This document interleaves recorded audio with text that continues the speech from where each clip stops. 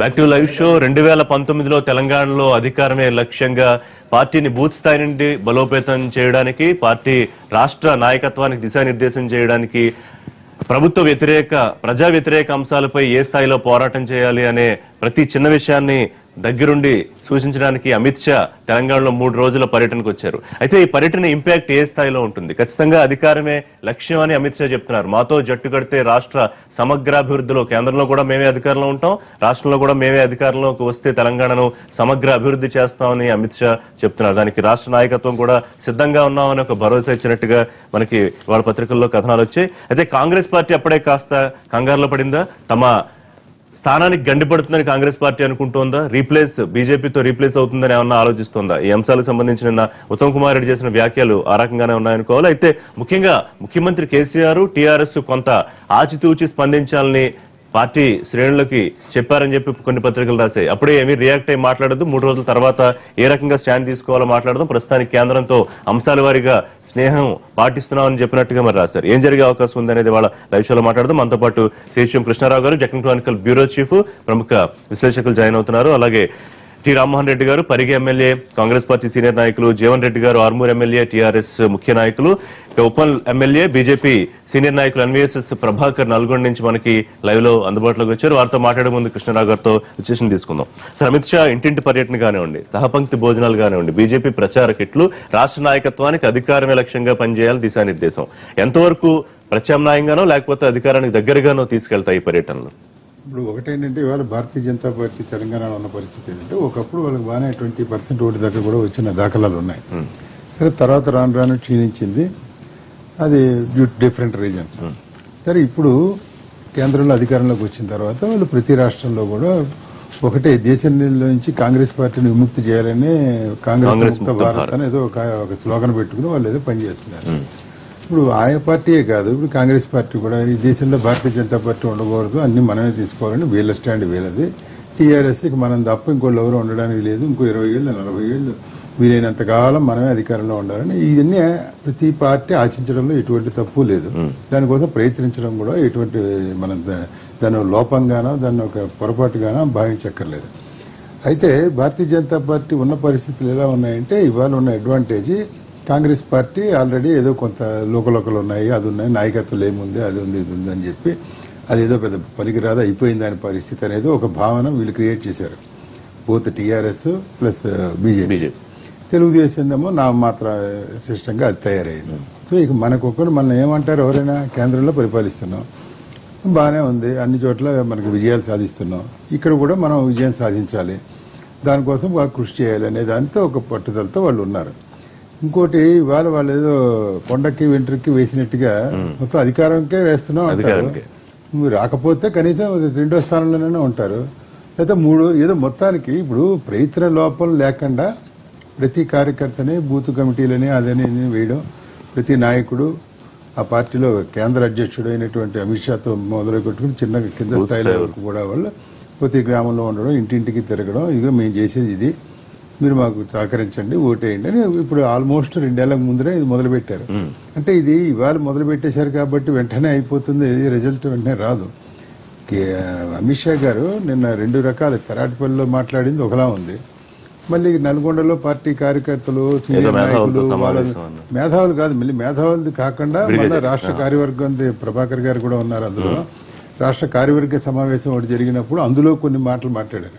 దానికి దీనికి కొంత తేడా ఉంది. ఏంటంటే మీరు ఇష్టం వచ్చినట్టు ఇక్కడ కూర్చుని ప్రెస్ కాన్ఫరెన్స్ పెడితే కుదరదు, మీరు ఇలా రాదు, మిమ్మల్ని అందరినీ బూత్ కమిటీలు ఏమన్నాను, మీరేమో ఏవో గాలి లెక్కలు చెప్తున్నారు, అదేం కాలేదు, నేను మళ్ళీ 3 నెలల తర్వాత వస్తాను, ఏ రాష్ట్రంలోనూ 3 రోజులు మించి ఉండడం లేదు, నేను మీకు 6 రోజులు ఉంటాను ఈసారి, మీ ఒకే ఒక తెలంగాణ కోసం, మీరు ఆ సెప్టెంబర్లో వచ్చేప్పటికల్లా మొత్తం అన్ని అవజేయాలి, మీరు ఇలా చేస్తే కాంప్లెక్స్ ఏంటంటే ఉదాసీనత వైఖరి అయితే మంచిది కాదు, ఈ విధమైన వ్యవహారాలతో అయితే మనం రాము, మనం రావాలంటే దాని పద్ధతిగా పకడ్బందీగా ప్లాను అది ఉండాలి, మీరందరూ మీకు ఇచ్చాను కదా, ఆయన కొంచెం దిశానిర్దేశం చేశాడు ఏం చేయాలి ఏమిటి అనేది, మీరందరూ గ్రామాన్ని తరలండి, వాళ్ళతో ఉండండి, ఎక్స్ప్లెయిన్ చేయండి, అలాగే ఇక్కడ అధికారంలో ఉన్న పార్టీని కూడా బాగా ఇచ్చేయండి. చాలా మంది ఏమనుకున్నారంటే ఇదేదో బీజేపీ మతత్వం, హిందుత్వం, ఈ దేవాలయాలు, పూజారులు వీటిలన్నింటికి వ్యవహారం బాగా సానుకూలం అని అంటూ ఉంటారు కదా.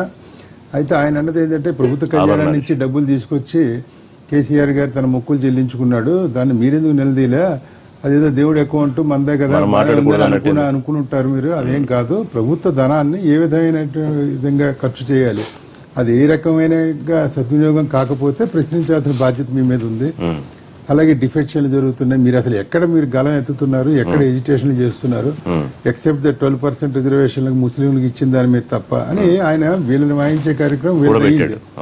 వాళ్ళ దగ్గర పబ్లిక్ గా ఏంటంటే మేము ఇంత ఇస్తున్నాం, ఇంత చేస్తున్నాం, మోడీ గారు అద్భుతంగా చేస్తున్నాడు, ఇక్కడ ప్రభుత్వం చేయడం మీకు ఇంకా ఏం కావాలి, మేము ఉన్నాం, మాకు అవకాశం ఇవ్వండి అని ఈ ప్రకారంగా ఒకటి.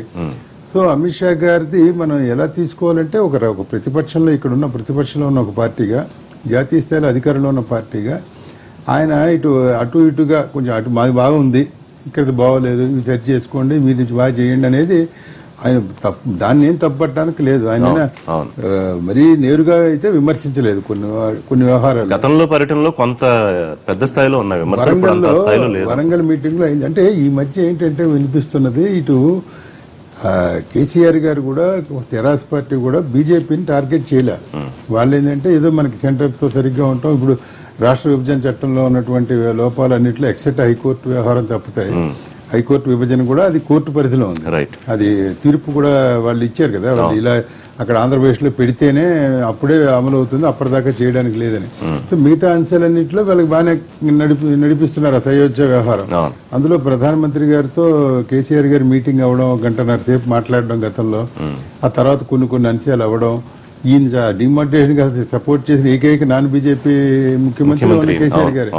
సో ఇదంతా ఉంది, బట్ ఇది ఏదైనా డోస్ ఇవ్వాలా రేపు కూడా ఉంటాడు ఈ డోస్ వాళ్ళు ఏమవుతారనేది చూడాలి. ప్రభాకర్ గారు, ఒకటి అధికారాన్ని టార్గెట్ చేయడం గురించి మీకు ఇచ్చిన దిశానిర్దేశం గురించి మాట్లాడదాం. అంతకన్నా ముందు కొంత తలంటు కార్యక్రమం కూడా చేశారా జాతీయ అధ్యక్షుడు? చేయాల్సిన స్థాయిలో రాష్ట్ర నాయకత్వం లేకపోతే రాష్ట్ర పార్టీ సరిగ్గా చేయట్లేదు ప్రభుత్వం మీద పోరాటం, రిజర్వేషన్ల మీద చేసిన పోరాటం మీద కూడా కొంత సంతృప్తి వ్యక్తం చేశారు, కానీ పూర్తి స్థాయిలో లేదని.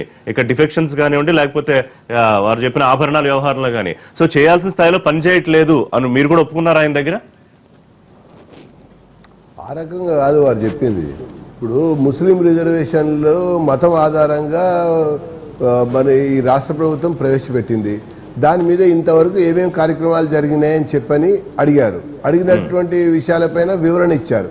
వివరణ ఇచ్చిన తర్వాత వారు అన్నటువంటి మాట ఏంటి, ఇంకా దీన్ని ఉధృతం చేయాలి, ఇంకా పెంచాలి, ఆశించిన రీతిలో మరి జనాల్ని కూడా భారీ ఎత్తున సమీకరించి బీసీ వర్గాల్లో కూడా చైతన్యం తీసుకొచ్చి వాళ్ళు కూడా వారి స్థాయిలలో ఉద్యమించేటట్టుగా కూడా చూడవలసినటువంటి బాధ్యత ఉంది అన్నటువంటి మాట మాత్రమే వాళ్ళు అన్నారు. కానీ రాష్ట్ర పార్టీ వైఫల్యం చెందింది అన్నటువంటి రీతిలో వారు మాట్లాడినటువంటి సందర్భం లేదు. ఒకటి. తర్వాత రెండో విషయం ఏంటంటే పోలింగ్ బూతులు కమిటీలకు సంబంధించిన విషయం. పోలింగ్ బూత్ కమిటీలకు సంబంధించిన విషయంలో ఇంకా 100% పోలింగ్ బూత్ కమిటీలు పూర్తి కావాలి. రాబోయేటువంటి 3 మాసాల సమయం మీ అందరికి కూడా టార్గెట్ ఇస్తున్నాము. ఆ ప్రకారంగా మీరు పూర్తి స్థాయిలో కమిటీలు ఫుల్ ప్లెడ్జ్డ్గా వేసిన తర్వాత అసెంబ్లీ సదస్సులకు వెళ్ళండి అని చెప్పారు.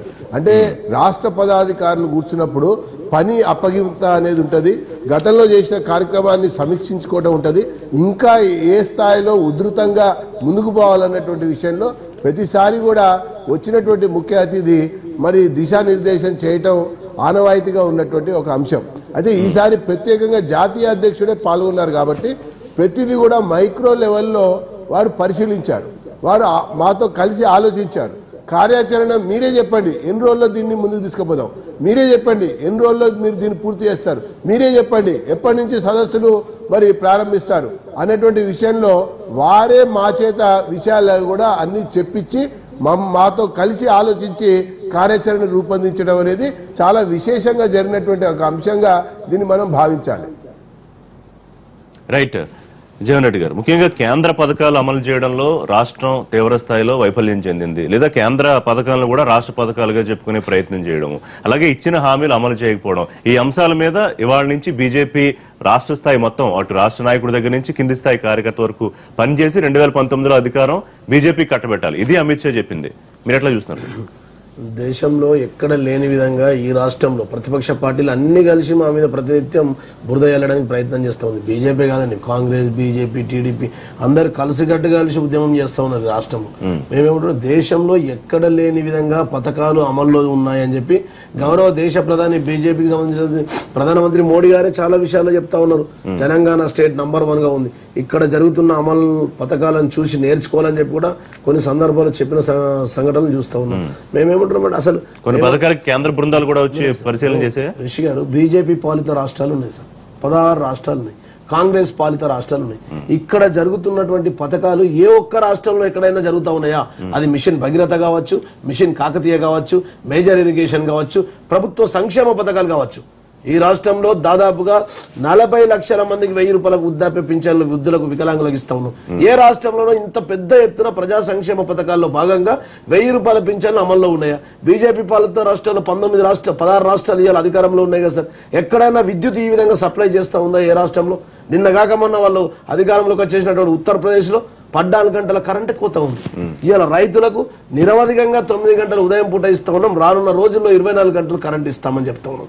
ఇవాళ ప్రతి ఒక్క అంశం నిన్నగాక మొన్న పక్క రాష్ట్రంలో ముద్రగడ పద్మనాభం ఒక పెద్ద ఆయన చెప్పినారు, అసలు మేనిఫెస్టో అంటే చిత్తు కాగితంతో సమానంగా చూస్తున్నారు ప్రభుత్వాలు, కానీ మేనిఫెస్టోను 100కు 100%, 100కు 100% అమలు చేసిన ప్రభుత్వం ఏదైనా ఉందంటే అది కేవలం గౌరవనీయులు రాష్ట్ర ముఖ్యమంత్రి వర్యులు కేసీఆర్ గారే ఆ దఫాగా అమల్లోకి తీసుకొస్తా ఉన్నారు. ఇప్పుడు మిమ్మల్ని అడుగుతా ఉన్నా సూటిగా, 2 బెడ్రూమ్ల ఇండ్లు ఉన్నాయి సార్, అది అమల్లో లేవా సార్? ప్రతి నియోజకవర్గానికి 2 ఈ విషయాలు కూడా ఆయన అక్కడ అడిగే ఇంటికి వెళ్ళినప్పుడు మీకు వస్తున్నాయా, ఇల్లు వచ్చాయా, లేకపోతే దానికి డబ్బులు వచ్చాయా, పూర్తిగా డబ్బులు ఇల్లు ఒక్క నియోజకవర్గం ఇప్పటికే మంజూరు చేసాం రాష్ట్ర వ్యాప్తంగా. కాయిదాల మీద మంజూరు చేస్తాం అబద్ధాలు చెప్తారు. ఋషి గారు తీసుకెళ్దాము, సూపెట్టు 2 బెడ్రూమ్ హౌసెస్ చూపెట్టు, ప్రజలు నవ్వుతున్నారు. 2 బెడ్రూమ్ హౌసెస్ అంటే నువ్వు చేర్పించుకున్నావు ఎందుకంటూ తెలుసు. ఇప్పుడు దమ్ముంటే ఎలక్షన్ పెట్టు, ఎవరైతే నువ్వు పార్టీలో చేర్చుకున్నావో బై ఎలక్షన్స్ ఎలక్షన్ పెట్టి తెలుస్తావు. ఇప్పుడు ఎందుకు భయపడుతున్నావు ఇప్పుడు ఎలక్షన్ పెట్టడానికి? 2 బెడ్రూమ్ ఇచ్చా అంటే నవ్వుతున్నారు జనాలు. 2 బెడ్రూమ్ హౌసెస్ ఇచ్చినావా? ఎక్కడ ఇచ్చినావు? ఎక్కడ పెట్టినావు? పార్టీ ఏ మాట్లాడుతున్నావు? 2 బెడ్రూమ్ హౌస్ ఇంతవరకు ఒక్క ఇల్లు కట్టలేదు. 2 బెడ్రూమ్ హౌస్ చెప్పలేదు. దళితుల్ని ముఖ్యమంత్రి చేస్తాను, దళితులను మోసం చేశారు, దళితుల్ని మోసం చేస్తాను, దళితుల్ని మోసం చేస్తా అని చెప్పి దళితులను మోసం చేసిన ప్రభుత్వం మైండ్ బ్లాక్ ఆగమైతా ఉన్నారు. ఈ రాష్ట్రంలో రిషి గారు దాదాపుగా 272 జీవోలతో మీరు ఛాలెంజ్ చేసి చెప్తా ఉన్నా. ఈయన అన్నారు కదా పేపర్లకే పరిమితం అని, వరుస పెట్టి 272 జీవోలతో ఇవాళ ప్రభుత్వం అమల్లోకి వచ్చింది. మేము వారిని సూటిగా అడుగుతా ఉన్నాం. 17,000 కోట్ల వినండి సార్, మీరు వినాలా సార్? మీరు వినాలా? 17,000 కోట్ల రుణమాఫీ చేసింది వాస్తవం కాదా? 40 లక్షల మందికి పింఛన్లు ఇస్తుంది వాస్తవం కాదా? ఈ ప్రభుత్వం పిల్లగాళ్ళకి హాస్టళ్లలో సన్న బియ్యం ఇస్తుంది వాస్తవం కాదా? 18 లక్షల మందికి వినాలా సార్? 18 లక్షల మందికి రానున్న 2 ఏళ్లలో 2 లక్షల ఇల్లు కట్టియకపోతే ఓట్లు అడగమని చెప్పిన దమ్మున ముఖ్యమంత్రి 29 రాష్ట్రాల్లో ఏ ముఖ్యమంత్రి ఉన్నారండి? 30 తారీఖు ప్రతి ఇంటికి నల్లాది ఏ రాష్ట్రంలో ముఖ్యమంత్రి దళితుల్ని ముఖ్యమంత్రి చేయకుంటే ముఖ్యమంత్రి ఎందుకు ఉస్మానియా యూనివర్సిటీకి పోయి ముఖ్యమంత్రి ఎందుకు మాట్లాడలేదు? ఉస్మానియా యూనివర్సిటీ గడ్డ మీద ముఖ్యమంత్రి ఎందుకు మాట్లాడలేదు? దేశంలో ఎప్పుడైనా జరిగిందా? ఏ ముఖ్యమంత్రి అయినా సరే ఉస్మానియా యూనివర్సిటీతో మాట్లాడాలి ముఖ్యమంత్రి ఉన్నాడా? రుజువుపెట్టు. ఏ ముఖ్యమంత్రి అయినా సరే ఉస్మానియా యూనివర్సిటీ గడ్డ మీద మాట్లాడే ముఖ్యమంత్రి ఉన్నాడా? 1,00,000 ఉద్యోగాలు ఇస్తామని చెప్పి 2 ఉద్యోగాలు ఇచ్చారు. మరి అదే మాట ఉస్మానియా యూనివర్సిటీ చెప్పాలంటే ఉస్మానియా యూనివర్సిటీ ఎందుకు చెప్పలేదు? ఎందుకు చెప్పలేదు ఉస్మానియా యూనివర్సిటీ మీద? అయిపోయిందా? రామ్మోహన్ రెడ్డి గారు మీరిద్దరు ఎమ్మెల్యేలు 2 నియోజకవర్గాలు కాదు జగన్ రెడ్డి గారు, డిబేట్ మనం డిబేట్ లాగా వెళ్దాం. ఇప్పుడు ఉపన్యాసం అనుకోండి, నేను అడ్రాను, మీరు చెప్పిందంతా నేను వింటాను, కానీ డిబేట్ కాబట్టి నా ప్రశ్న కూడా మీరు వినండి. బీజేపీతో ఫైట్ ఉందా లేదా? ముఖ్యమంత్రి మీకు అందరికీ ఒక రకమైన ఆదేశమో లేకపోతే సూచన చేశారా? 3 రోజుల పర్యటన దాకా ఎవరు ఏం మాట్లాడద్దు, ప్రస్తుతానికి చాలా అంశాల ప్రకారం చాలా అంశాలతో మనం కేంద్రంతో సన్నిహితంగా ఉన్నాం, మనం అడిగిన సెక్రటేరియట్ భూములు కూడా కేంద్రం ఇచ్చింది, సో కొంచెం జాగ్రత్తగా వెళ్దాం అని చెప్పారా లేదా? ఇప్పుడు ఈ దేశంలో నేను అడిగిన స్ట్రైట్ కాంగ్రెస్ లాంటి జాతీయ పార్టీలనే కనుమరుగు చేసి నేను అది అడగలేదు. బీజేపీ విషయంలో ఆచితూచి వ్యవహరించాలని ముఖ్యమంత్రి అక్కడికే వస్తున్నాను సార్. కాంగ్రెస్ లాంటి జాతీయ పార్టీని దేశాన్ని రాష్ట్రాన్ని 42 సంవత్సరాలు పాలించిన కాంగ్రెస్ పార్టీనే కనుమెరుగు చేసి భూమిలో ఈ తోక party BJP, CPI, CPM, Telugu Desam party తోక పార్టీలు మాకేం ఫరక్ పడుతుంది సార్? కాంగ్రెస్ లాంటి ఈ దేశాన్ని అత్యధిక కాలం పాలించి 42 సంవత్సరాలు అధికారంలో కేంద్రంలో రాష్ట్రంలో కాంగ్రెస్ పార్టీనే చేశాం సార్.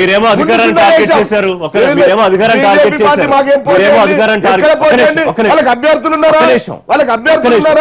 ఎక్కడ గెలిచారండి? ఎక్కడ గెలిచారు?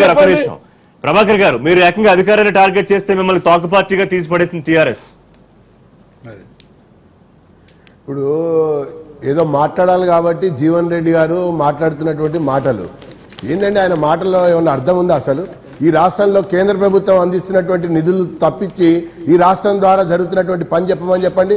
పంచాయతీలు భవనాలకి కేంద్రమే ఇస్తుంది, కరెంటు బిల్లులకి కేంద్రమే ఇస్తుంది, మంచినీళ్ళకి కేంద్రమే ఇస్తుంది. ఈరోజు వేస్తున్నటువంటి అన్ని రకాల పైప్ లైన్లు నీటి సరఫరా మొత్తానికి కూడా జాతీయ బ్యాంకులు అందిస్తున్నటువంటి ఒక సహకారంతోనే జరుగుతున్నటువంటి పనులు. రూపాయి కిలో బియ్యంలో 26 రూపాయలు కేంద్రమే సబ్సిడీ ఇస్తోంది. పెన్షన్లలో కూడా 400 రూపాయలు పెన్షన్ ఇస్తుంది. 1,00,000 ఇల్లు కేటాయిస్తే ఒక్క ఇల్లు కట్టకుండా ఈరోజు ప్రజల్ని మోసగిస్తున్నది ఈ టీఆర్ఎస్ ప్రభుత్వం. ఇది తోక పార్టీ అండి. టీఆర్ఎస్ పార్టీ అసలు ఒక కేంద్ర ప్రభుత్వం అంటే పాకిస్తాన్ పార్టీ అయినా అంటున్నా, ఎందుకంటే వాళ్ళందరినీ చేర్చుకుంది. దమ్ముంటే ఉప ఎన్నికలకు వెళ్ళాలి, రాజీనామాలు చేయించి ప్రజలలో ఏ మేరకు బలం ఉందో చూపుకోవాలి. ఆ రకంగా చేయకుండా అనైతికంగా రాజ్యాంగాన్ని ఉల్లంఘిస్తూ తర్వాత అప్రజాస్వామికంగా అసలు 4 స్తంభాల ఆట నడుమ నడుస్తున్నటువంటి వ్యవహారం టీఆర్ఎస్ పార్టీ యొక్క పరిపాలన అండి. ఎందుకంటే ముఖ్యమంత్రికి ఈ మంత్రివర్గం విస్తరణ చేసేటువంటి దమ్ము ధైర్యం లేదు. ఈరోజు మంత్రివర్గాన్ని విస్తరిస్తే కుప్పగూలిపోయేది టీఆర్ఎస్ పార్టీ. ఒకవైపున కేటీఆర్ ని ముందుకు తీసుకురావాలని చూస్తున్నాడు, ఇంకొక వైపున హరీష్ రావు ఎప్పుడు వెన్నుపోటు పొడుస్తాడా అని చెప్పని ఎదురు చూస్తా ఉన్నారు.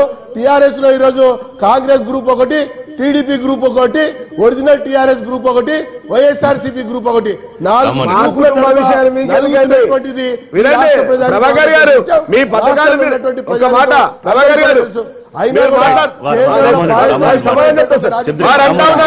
కేంద్ర పథకాలకు కేంద్ర ప్రభుత్వం ఇస్తా ఉందంటే కేంద్ర ప్రభుత్వం పాకిస్తాన్ అండి. ఈ రాష్ట్ర ప్రభుత్వం యొక్క ప్రజలు ట్యాక్స్ కడితే ఈ రాష్ట్రం యొక్క ప్రజల యొక్క రక్తం చెమటతో కేంద్రం నడుస్తుందండి.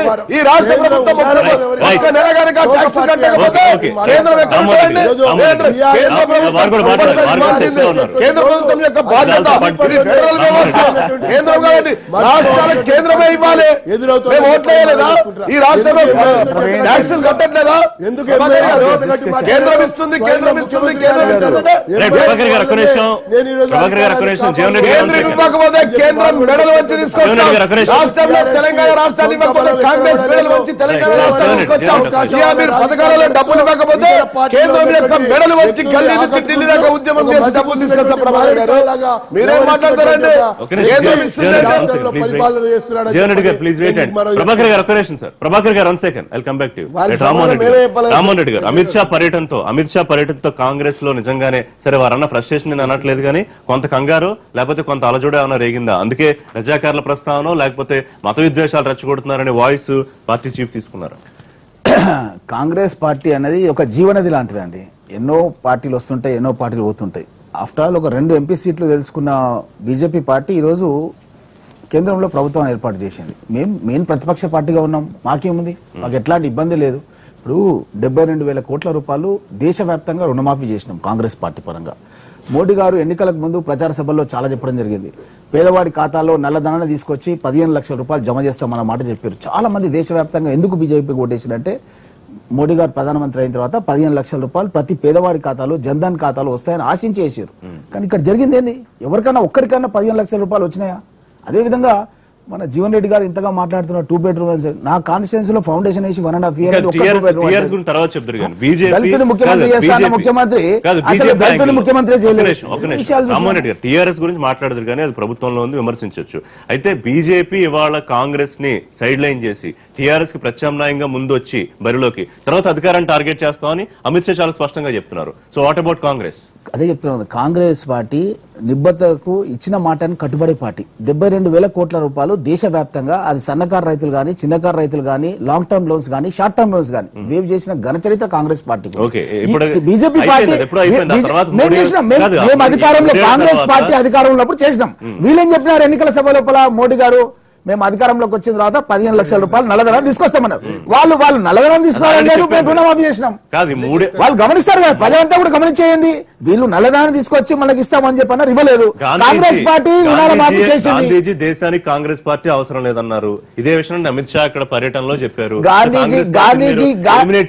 గాంధీజీ ఎప్పుడు కూడా కాంగ్రెస్ పార్టీ అవసరం లేదన్న మాట గాంధీజీ చెప్పారు. గాంధీజీనే నెహ్రూని ప్రధానమంత్రి చేశారు. అవన్నీ కూడా ఎన్నో చెప్తుంటారు, అబద్ధాల ప్రచారాలు. నేను అమిత్ షా మాట చెప్పారా లేదా పర్యటనలో కాంగ్రెస్ పార్టీని ఎలిమినేట్ చేయాలి అన్న విషయాన్ని? రెండోది, మీరన్న 15 లక్షలు అకౌంట్ లో వేసిన తర్వాత లేకపోతే రైతులు గిట్టుబాటు ధర ఇచ్చిన తర్వాత వ్యవసాయాన్ని ఆదుకున్న తర్వాత మాత్రమే మీరు వచ్చి పర్యటనలు చేసి మాట్లాడాలి తప్ప అప్పటిదాకా మీకు హక్కు లేదనేది కాంగ్రెస్ పార్టీ చెబుతున్నమాట.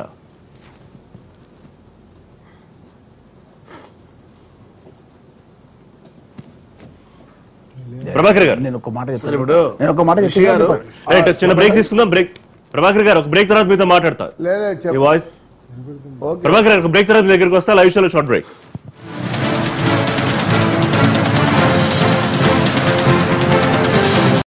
ప్రభాకర్ గారు, కాంగ్రెస్ పార్టీ అడుగుతున్నట్టు లేకపోతే టీఆర్ఎస్ అడుగుతున్నట్టు మీరు అధికారాన్ని టార్గెట్ చేసే ముందు కొన్నిటికి సమాధానం చెప్పాల్సిన అవసరం ఉందా లేదా?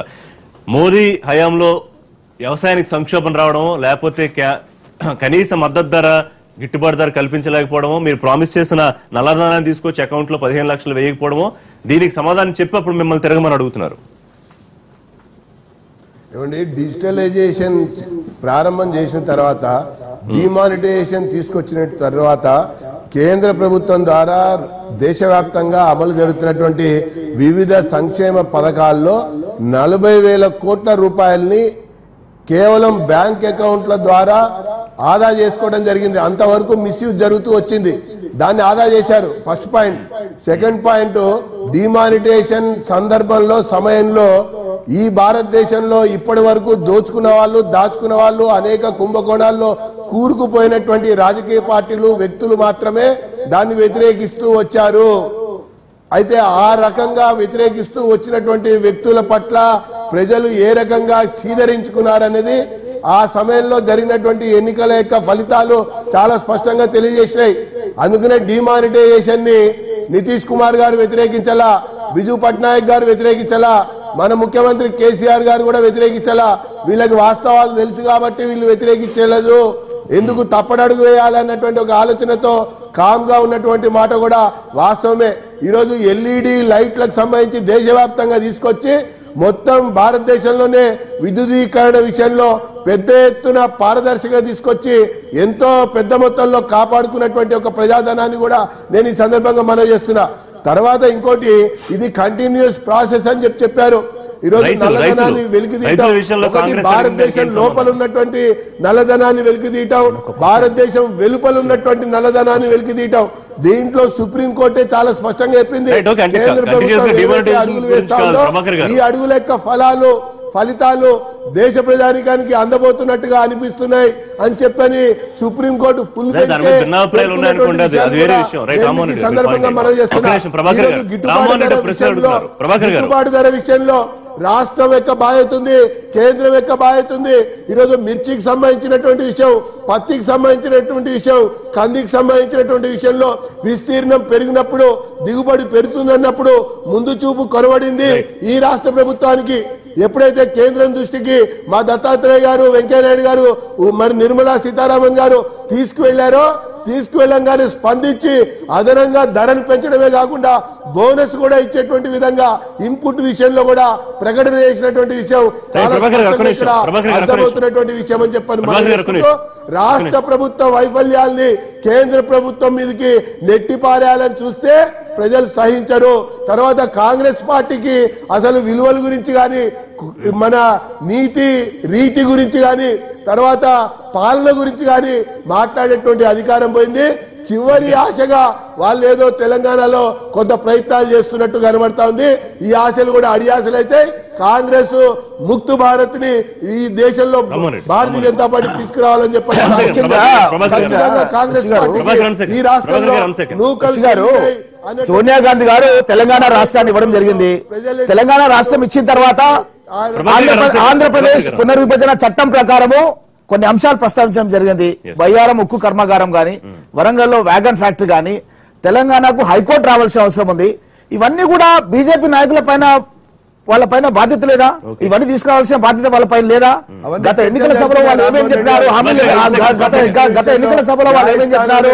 రైతుల ఖాతాలో 15 లక్షలు వేస్తామని చెప్పి ఎందుకు మాట్లాడతలేడు ప్రభాకర్ గారు? ఆ విషయం గతంలో ఎన్నికల సభలో మోడీ చెప్పినారా లేదా?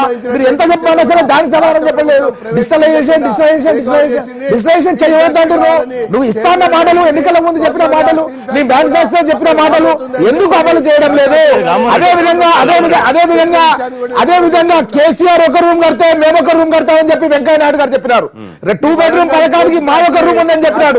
వాళ్ళ రూమ్ లేదు, వీళ్ళ రూమ్ లేదు, ఏ రూమ్ లేదు. మేము గతంలో కట్టిన ఇంట్లో కనబడుతున్నాయి తప్ప ఏడ కూడా అసలు 2 బెడ్రూమ్ హౌస్ లేదు, ఏది లేదు. ఎందుకు ఇది అసలు ఎక్కడ జరుగుతుంది లోపం? అసలు వెంకయ్య నాయుడు గారు చెప్పినా తప్ప, లేకపోతే కేసీఆర్ గారు చెప్పినా తప్ప? ఎలాగో ప్రజలకి 2 బెడ్రూమ్ హౌస్ లలో ఒక రూమ్ మాది ఉంటే ఒక రూమ్ మాది అని చెప్పి వెంకయ్య నాయుడు గారు ఎన్నోసార్లు సభలో చెప్పడం జరిగింది. మరి ఎక్కడికి పోయింది బీజేపీ రూము? ఎక్కడికి పోయింది టీఆర్ఎస్?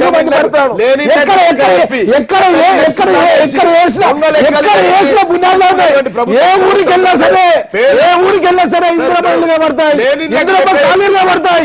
ఏ ఊరికన్నా ఏ ఊరికన్నా లక్షలాది ఇల్లు కనబడతాయి. ఎక్కడికి పోయినా సరే చెప్పి పాత ఇళ్లకు సున్నాలేసి కాంగ్రెస్ పార్టీ జీవనం లాంటిది. మీలాగా దళితులను ముఖ్యమంత్రి చేస్తామని చెప్పి మోసం చేసే పార్టీ కాదు.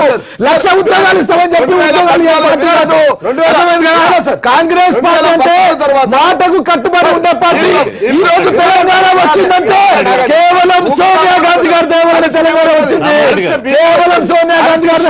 అందుకు ముఖ్యమంత్రి మండలను కోడళ్లను తీసుకుని పోయి సోనియా గాంధీ గారు ఎవరిపై కలిసిండు. కలిసిన తర్వాత ఏం జరిగింది ఇక్కడ? ఇప్పుడు సార్ ప్రజాస్వామ్యంలో బాబాయ్ గారు ఉన్నారు, వాళ్ళని అడుగుతాం. ప్రజాస్వామ్యంలో ఫైనల్ డిసిషన్ ఏముంటుంది సార్? కులమానం ఏంది ప్రజాస్వామ్యం? 36% కేవలం 36% వచ్చినాయి. 63 సీట్లు వచ్చినాయి వీళ్ళకు. 119 మంది ఎమ్మెల్యేలలో కేవలం 63 సీట్లు వచ్చినాయి. 36% వీళ్ళకి ఓట్లు వేసినారు. సార్ ప్రజాస్వామ్యంలో బాబాయ్ గారికి తెలుసు ఎన్ని కులమానం ఏంటంటే చివరిది ప్రజల నిర్ణయం. సార్ 2014 తర్వాత వరుస పెట్టి 13 ఎన్నికలు జరిగితే వరంగల్లో బీజేపీకి కానీ కాంగ్రెస్ కానీ డిపాజిట్ ఎందుకు రాలేదు సార్? ఒకవేళ మేమే చెప్పిన పథకాలు చేయకపోతే, ప్రజలకు వ్యతిరేకమైతే, మేనిఫెస్టోలో పెట్టిన అంశాలను అమల్లోకి తీసుకురాకపోతే మీ బీజేపీకి కానీ మీ టీడీపీకి కానీ మీ కాంగ్రెస్ కానీ డిపాజిట్లు ఎందుకు దక్కలేదండి? అప్పుడు జరిగిన ఎన్నికలు మర్చిపో.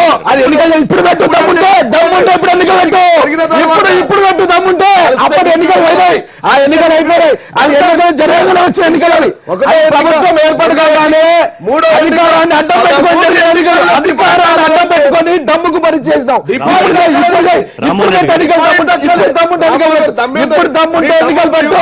ఇప్పుడు పెట్టు దమ్ముంటే ఇప్పుడు పెట్టు. అప్పుడు అధికారాన్ని అడ్డం పెట్టుకొని అక్రమంగా డబ్బులు ఖర్చు పెట్టి గెలిచారు. దమ్ముంటే ప్రజలు ఈ రోజు పోరాటం సిద్ధంగా ఉన్నారు. ఇప్పుడు ఎన్నికలు అమల్లోకి తీసుకురాలేము. మేము మేనిఫెస్టోలో మేము విజయవంతం కాలేము. ప్రతినిత్యం ప్రజలు వ్యతిరేకమవుతున్నాయి, ధర్నాలు రాస్తారు అనుకోండి సార్. ఒకవేళ రైతులకు బేడు వేసి జైలుకు పంపిస్తున్నారు. పోలీస్ అధికారులకు ధర్నా చౌక్ దగ్గర పోలీస్ అధికారులు సివిల్ డ్రెస్ లో ఉండి ప్లేకార్డులు పట్టుకొని కూర్చుంటున్నారు. గమనిస్తున్నారు. ఖమ్మం జిల్లా లోపల రైతులకు బేడి వేసి జైలుకు పంపించారు. ప్రతి ఒక్కరు చూస్తున్నారు. ప్రతి ఒక్కరు అసలు ఈ రోజు ఉచిత విద్యుత్ వచ్చిందంటే కాంగ్రెస్ ఇల్లు కూడా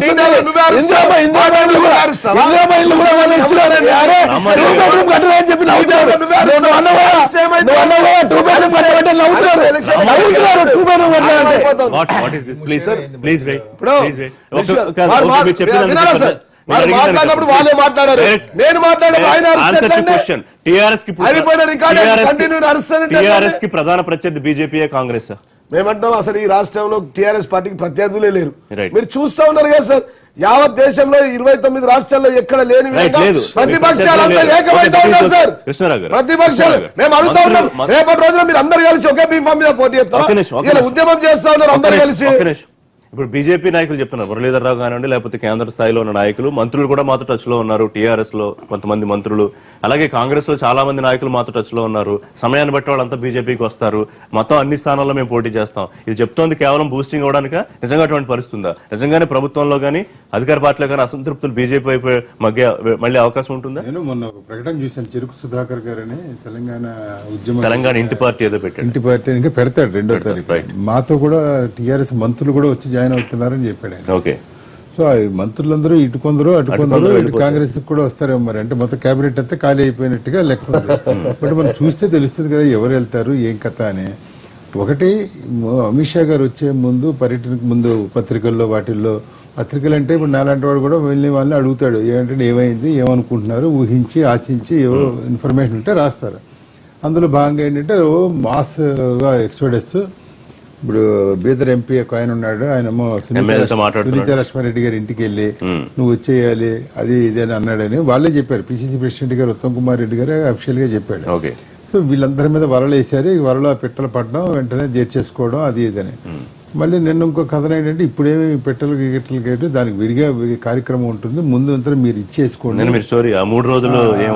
ఇదే ఉండదని ఇలానే. ఒకటి ఇది ఎప్పుడు ఏమవుతాయి అనేది ఇంత చేస్తే ఇప్పుడు కేసీఆర్ గారు ఏం మాట్లాడాల, ఆయన మామూలు మా రాజకీయాలు కాదు కదా. ఆయన రాజకీయం అనేది ఇందాక ప్రారంభంలో ఆయన చెప్పినట్టు తెలంగాణ డైరెక్ట్గా ఇచ్చిన వాళ్ళు 42 ఏళ్ళు పరిపాలించిన మొత్తం చేశానంత పార్టీని ఆయన ఓడించాడు కదా. అలాగే మోడీ గారు వేవు మొత్తం దేశం అంతా అయితే 4-5 రాష్ట్రాల్లో, ఇప్పుడు వెస్ట్ బెంగాల్లో మమతా బెనర్జీ కానీ, బిజు పట్నాయక్ గారు అబ్బాయి అతను ఒరిస్సాలో ఆయన కానీ, నవీన్ పట్నాయక్ కానీ, జయలలిత కానీ, ఈయన ఈ నలుగురే వీళ్ళు ఆపి మెజారిటీ వీళ్ళకి వచ్చింది, వాళ్ళకి రాలేదు కదా. సో వీళ్ళు అంత మరి తీసిపారేసి కేసీఆర్ అనేది లేదు. రెండోది స్ట్రాటజీలు ఎవరు ఏమిటి అనేది ఆయన్ని మించిన మనం ఇచ్చే. ఆయన ఇప్పుడు ఏ స్ట్రాటజీ వేస్తాడు, ఈ 3 రోజులు పర్యటన అయిన తర్వాత ఆయన ఏం మాట్లాడతాడు, ఏం కథ, అది ఎలా ఉంటుంది. ఇప్పుడు విమర్శించాలంటే ఎప్పుడు ప్రతి వాళ్ళ దగ్గర చాలా ఉంటాయి. నేను ఉత్తమ్ కుమార్ రెడ్డి గారు ఏమన్నారంటే అమిత్ షా గారి మీద టీఆర్ఎస్కి అనుకూలంగా మాట్లాడాడు. ఇంకా చెప్పాలండి ఆయన ఏమనంటే ఇక్కడ మత కల్లోలు లేవు, సుఖంగా ఉన్నారు జనాలు, నువ్వు వచ్చి రెచ్చగొడుతున్నావు అంటే ఒక రకంగా సర్టిఫికెట్ ఇచ్చినట్టే కదా టీఆర్ఎస్. నెంబర్ 2 ఆయన ఏమన్నాడు, ఏమైంది కోజిపేట కోచ్ ఫ్యాక్టరీ, ఏమైంది బయ్యారం స్టీల్ ప్లాంట్, ఏమైంది హైకోర్టు డివిజన్, ఇవేమి 3 ఏళ్ళు చేయకుండా ఇవాళ వచ్చి నువ్వేంటే కబుర్లు చెప్పేది అని ఆయన కూడా అన్నాడు. సో ఇది విమర్శ ఎవరి మీద ఉంటే వాళ్ళు ఇచ్చేస్తారు. ఇప్పుడు ప్రభాకర్ గారిని విమర్శించమంటే ఆయన పాయింట్లు ఆయనకుంటే, ఆయన విమర్శించడానికి వీళ్ళ పాయింట్లు వీళ్ళకుంటే ఎవరి పాయింట్లు. ఈ అల్టిమేట్ గా 2 ఏళ్ల తర్వాత ప్రజలు నిర్ణయిస్తారు అనేది సరే, మనం అప్పటిదాకా మన కార్యక్రమాలు మనం నడిపించాలి కదా ఏ రోజుకి ఆ రోజు. బట్ నేనేమనుకున్నా అంటే KCR reaction is a must. ఆయన ఏమిటి ఆయన ఇచ్చే డైరెక్షన్ ఏంది ఇది కథ, ఏమన్నా మళ్ళీ ఏంటి మనం ఇదేదో ఇంత వీళ్ళ మీద కూడా పోవాలా మనం అని నిర్ణయం తీసుకుని ఉంటే అప్పుడు మళ్ళీ ఇంకో రాజకీయం ఇంకొక ఇది మలుపు తిరుగుతుంది. ప్రస్తుతానికి అయితే నిశ్చితంగా పరిశీలిస్తున్నారు ముఖ్యమంత్రి అనుకోవాలి. రైట్ ప్రభాకర్ గారు, సరిగ్గా ఇప్పటి నుంచి మీకు ఇచ్చిన యాక్షన్ ప్లాన్ ప్రకారం 2 ఏళ్లలో ఎన్నికలు వస్తే మొత్తం పార్లమెంట్ స్థానాలకి, అసెంబ్లీ స్థానాలకి అభ్యర్థులను పెట్టగల బలాన్ని పొందగలుగుతారా, లేదా డీలిమిటేషన్ గురించి కూడా మిమ్మల్ని ఏం చేస్తే బాగుంటుందని అమిత్ షా అడిగారని పత్రికలో రాశాయి. అంటే చట్టం ప్రకారం ఏముందో కాకుండా రాష్ట్రంలో పరిస్థితి ఎలా ఉంది, లేకపోతే మీరు ఏమి ఇన్పుట్స్ ఇచ్చారు అనే దాన్ని బట్టి డీలిమిటేషన్ ఉంటుందా ఉండదా అనుకోవాలా అసెంబ్లీ సీట్ల సంఖ్య పెంపు? ఇప్పుడు ఓన్లీ అధికారం గెలవటం కొరకే మేము అన్ని విషయాలు మాట్లాడుకోలేదండి. ఇప్పుడు పార్టీని విస్తరించాలి, పార్టీని బలోపేతం చేయాలి. ఒకవైపున నరేంద్ర మోడీ గారి యొక్క కార్యక్రమాలు ఏ రకంగా ప్రజల్లోకి వెళ్తున్నాయి, ఈ ప్రభుత్వం దానికి ఏ మేరకు సహకరిస్తుంది, ఈ విషయాలన్నీ కూడా ప్రజల్లో చెప్పాలన్నటువంటిది ఫస్ట్ ఆలోచన, అభిప్రాయంతో మేము కదులుతున్నటువంటి బీజేపీ రాష్ట్రాల్లో మరి అన్ని రకాలుగా అన్ని అందుతున్నప్పుడు అక్కడ వేగంగా అభివృద్ధి జరుగుతున్నప్పుడు అదే స్థాయిలో అదే రీతిలో ఇంత పెద్ద మొత్తంలో ఆదుకుంటున్నప్పుడు నిధులు అందిస్తున్నప్పుడు ఇక్కడ ఎందుకు ఏ మేరకు ఇవి జరగటం లేదు అన్నటువంటి విషయాలపైన ప్రజల్లోకి వెళ్ళమని చెప్పారు ఒకటి.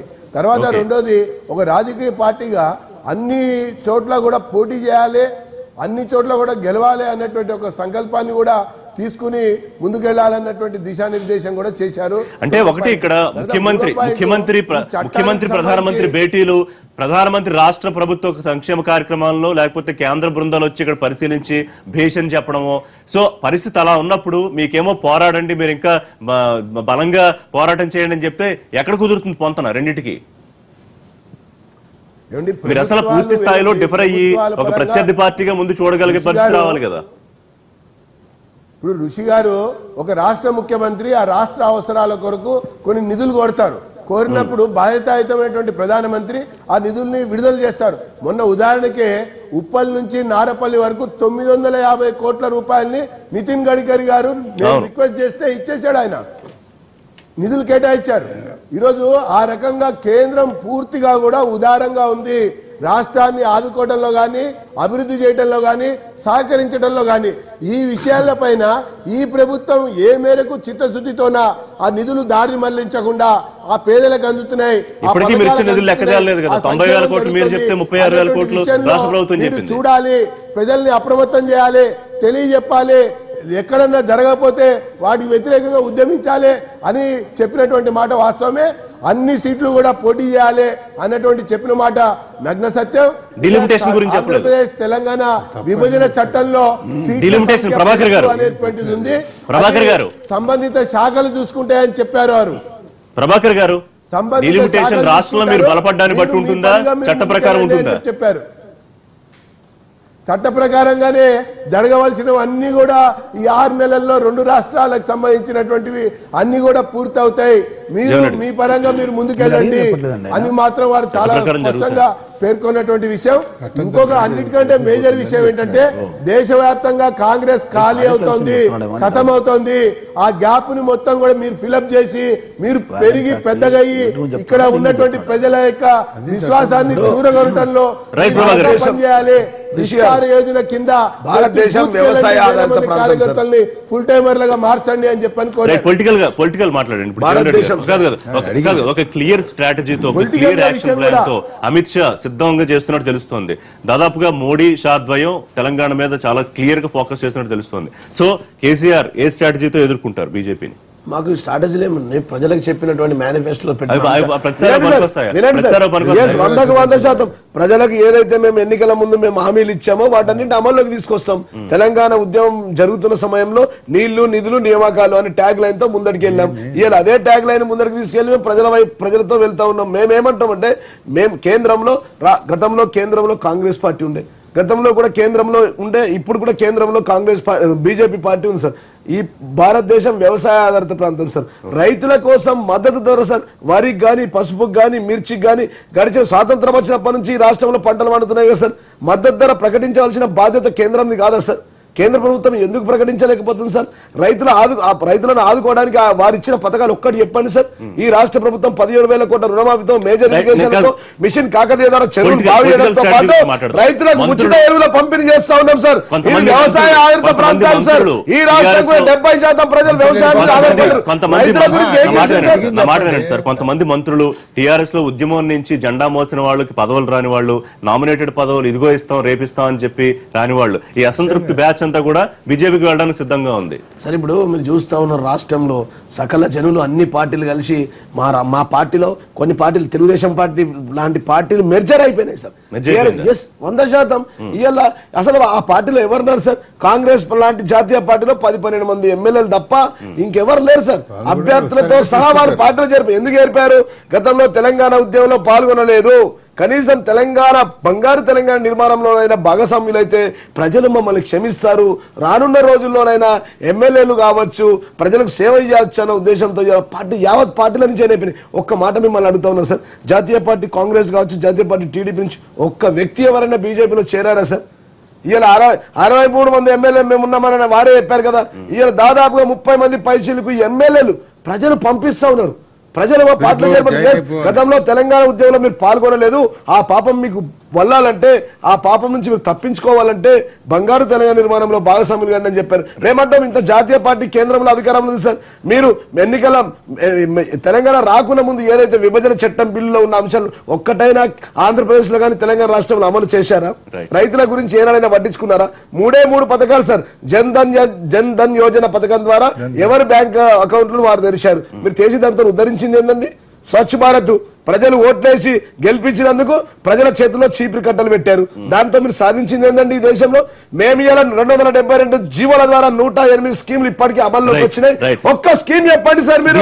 కేంద్ర ప్రభుత్వం ఈ 29 రాష్ట్రాల్లో ఒక విజయవంతమైన స్కీమ్ చెప్పండి. వారంటారు కేంద్రం డబ్బులు ఇస్తుంది. కేంద్రం పాకిస్తాన్ అండి, కేంద్రం అమెరికా అండి.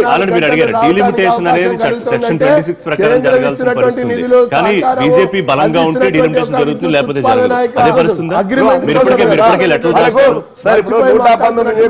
నాకు తెలిసి ఆడ్లీ అంటే మా ప్రభాకర్ గారు ఎమ్మెల్యే ఉన్నారు, వారిని అనట్లేదు కానీ ఆడ్లీ అంటే ఒక 20 నియోజకవర్గాల్లో కూడా వారికి అభ్యర్థులు లేరు సార్. 20 నియోజకవర్గాల్లో అభ్యర్థులు లేరు. 119 నియోజకవర్గాల్లో ఆడికే వస్తా ఉన్నా. 160 రేపు డీలిమిటేషన్ హైదరాబాద్ లో చెప్పండి. మీకు ఎక్కడున్నారు సార్ క్యాండిడేట్లు, అభ్యర్థులు? ఎంతమంది పోటీ చేశారు సార్? గత ఎన్నికల్లో బీజేపీ నుంచి 119 నియోజకవర్గాలు కానీ ఎంతమంది అభ్యర్థులు పోటీ చేశారు చెప్పానండి, చెప్పానండి సార్. మరి జాతీయ పార్టీ గ్రేటర్ ఎన్నికలు జరిగాయి, రైట్? అభ్యర్థులు లేకుండా మీరు అధికారానికి ఎలా వస్తారు? గ్రేటర్ ఎన్నికలు జరిగాయి, అక్కడ ఎంతమంది పోటీ చేశారు సార్? నిన్నగా పోటీ చేస్తున్నటువంటి అభ్యర్థులు పెట్టలేని పరిస్థితి సార్. బీజేపీ పార్టీ అభ్యర్థులు పెట్టలేని పరిస్థితి బై ఎలక్షన్ లో. అర్థమైంది, ఆయనకి అర్థమైంది మీ పాయింట్. ప్రభాకర్ గారు అర్థమైంది కదా? మీకు అర్థం కావాలండి సార్. ఇప్పుడు మన రుచి గారు, ఇప్పుడు పార్టీని మేము బలోపేతం చేయాలనుకుంటున్నాం. మేము పోటీ చేయడానికి మాకు అభ్యర్థులు కొరవడి కాదు. ఇన్ని సంవత్సరాలు ఈ రాష్ట్ర రాజకీయాల్లో పొత్తుల రాజకీయాలు ఉండటం వల్ల అనేక చోట్ల పోటీ చేయడానికి అవకాశాలు మా కార్యకర్తలు నోచుకోలేకపోయారు. ఈరోజు ప్రజల్లో ఇప్పటికి కూడా మాకు 20% ఓటు బ్యాంక్ ఉంది అన్నటువంటి విషయం అనేక సందర్భాల్లో మేము ముందుకు పోతామంటే టీఆర్ఎస్ ఎందుకు రైళ్లు పరిగెడుతున్నాయి, ఎందుకు గుండెల్లో రైళ్లు పరిగెడుతున్నాయి, వాళ్ళు సమాధానం చెప్పుకోవాలి. సహకారాన్ని ప్రచారం చేసుకుంటాం. ఈ రాష్ట్ర ప్రభుత్వం ప్రజా వ్యతిరేక విధానాల్ని ఎండగడతాం. ఇక్కడ కాంగ్రెస్ లో కమ్యూనిస్టులకి స్థానం లేదని చెప్పి ప్రభుత్వ పథకాలు చెప్పండి సార్.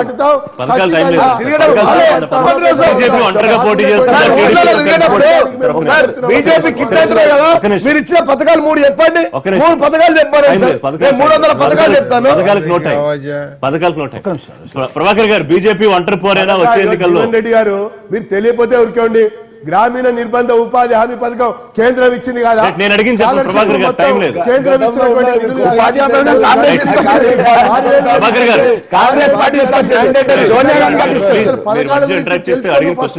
తెలుసుకుని మాట్లాడారు. ఈరోజు అవగాహన లేకుండా ఏమండి, కేంద్ర ప్రభుత్వం రాష్ట్ర ప్రభుత్వం భాగస్వామ్యం లేకుండా మీరు బతుకుతారా? ఈ రాష్ట్ర ట్యాక్స్ కట్టకుండానే మీరు ఉంటారా? మా రక్తం మా చెమటతో కేంద్ర ప్రభుత్వం నడుస్తుంది. ఇది ఫెడరల్ సిస్టమ్ అండి. ఈ దేశంలో ప్రజాస్వామ్యంలో రాష్ట్రాలు కేంద్రాలు లేవండి. యూ హ్యావ్ టు డూ మీరు ఇవ్వాలండి. కేంద్ర ప్రభుత్వం ప్రతి అంశంలో ప్రతి పథకంలో మీ భాగస్వామ్యం ఉండాలా? అవి మా పైసలండి, మేము కట్టిన ట్యాక్స్ అండి, మేము కట్టిన ట్యాక్స్ అండి మీరు ఇచ్చేది. ప్రభాకర్ గారు, ప్లీజ్ సైట్ ఆన్సర్ చెప్పండి. బీజేపీ ఒంటరి పోరేనా టీడీపీతో కలిసి పోటీ చేస్తున్నారు? ప్రభాకర్ గారు, ఈ రాష్ట్రానికి ఏర్పడేటువంటి దుస్థితి, ప్రభాకర్ గారు నేపథ్యాన్ని మనం మాట్లాడటం తగదని చెప్పని నేను తెలియజేసుకుంటున్నా. ప్రభాకర్ గారు, బీజేపీ ఒంటరి పోరేనా టీడీపీతో కలిసి పోటీ చేస్తారా? ఇప్పుడు ఎన్నికలు సమయం వచ్చి ఈ రోజుగా భారతీయ జనతా పార్టీ సొంతంగా పోవాలని చెప్పి నిర్ణయం చేసుకున్నాం.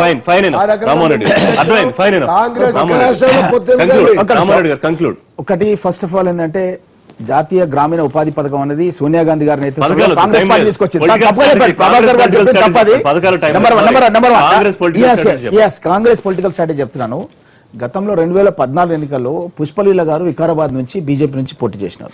జయప్రకాష్ రెడ్డి విప్పుగా ఉండి ఆయన పోయి బీజేపీ నుంచి కాంటెస్ట్ చేశారు. మా పరిగిలో కూడా కమతం రామరెడ్డి కాంటెస్ట్ చేశారు. వాళ్ళకి వచ్చిన ఓట్లు ఎంత, వాళ్ళ స్థానం ఎంత, వాళ్ళ పర్సెంటేజ్ ఎంత. ఈ ఎక్సర్సైజ్ ఏదైతే మీరు డిస్కస్ చేస్తారో ఈ ఎక్సర్సైజ్ ఆల్రెడీ పోయి జైన్ అయిన మాజీ మంత్రుల సంగతి నేను మాట్లాడుతున్నా. ఇప్పుడు వాళ్ళు 3rd ప్లేస్ లో డిపాజిట్లు దక్కని పరిస్థితిలో ఉంది. వీళ్ళు ఇచ్చిన హామీలు నెరవేరలేదు, పరిస్థితిలో లేదు. హైదరాబాద్ చుట్టుముట్టు ఎందుకు గెలిచినారంటే టీడీపీతో పొత్తున్న మూలంగా, సెక్టర్లో ఓట్లేయడం మూలంగానే హైదరాబాద్ చుట్టుముట్టు బీజేపీకి సీట్లు వచ్చినాయి. వచ్చే ఎన్నికల్లో బీజేపీకి ఈ సీట్లు కూడా రావు. ఇవన్నీ కూడా కాంగ్రెస్ పార్టీ రాష్ట్రంలో అధికారంలోకి వస్తుంది. 2 లక్షల రూపాయల రుణమాఫీ చేస్తాం. ప్రతి ఇంద్రమ్మ ఇంటికి ఇంకొక ఇల్లు, ఒక హాల్ కూడా కట్టిస్తాం. నిరుద్యోగ యువకులకు 3,000 రూపాయలు నిరుద్యోగ భృతి ఇస్తాం. రామ్మోహన్ రెడ్డి గారు, థ్యాంక్ యూ. ఒక జాతీయ పార్టీ ఒక రాష్ట్రంలో పొత్తుంటారు, ఇంకో రాష్ట్రంలో పొత్తుంటారు.